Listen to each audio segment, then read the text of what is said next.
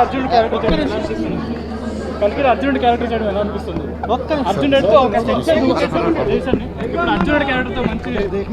చాలా సంతోషంగా ఉంది. అంత ఎపిక్ సినిమా నేను సినిమా చూడడం జరిగింది.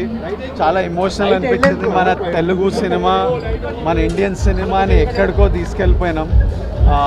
ఆ సినిమాలో నేను జస్ట్ నాగి గురించి, ప్రభాస్ అన్న గురించి చేసిన పాత్ర. అలాంటి సినిమాలో చిన్న లాస్ట్కి అలా రావడం కూడా నాకు చాలా సంతోషం, చాలా తృప్తి.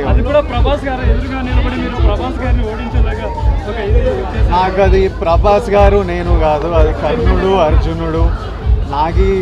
నాగి గారి యూనివర్స్లో ఒక పాత్ర ప్లే చేస్తున్నాం. అందరం మనుషులమే, కానీ వాళ్ళందరి గురించి చేయడం నాకు చాలా సంతోషం. వాళ్ళందరూ నాకు చాలా ఇష్టమైన మనుషులు. ప్రభాస్ అన్న, నాగి, బచ్చన్ గారు, దీపిక అందరు చాలా ఫేవరెట్. సో వాళ్ళ సినిమాలో తర్వాత నేను వైజయంతిలో స్టార్ట్ చేశాను నా కెరియర్. సో అలాంటి సినిమాలో చిన్న రోల్ ప్లే చేయడం ఎనీ టైం నేను నాగి ప్రతి సినిమాలో చేస్తుంటాను.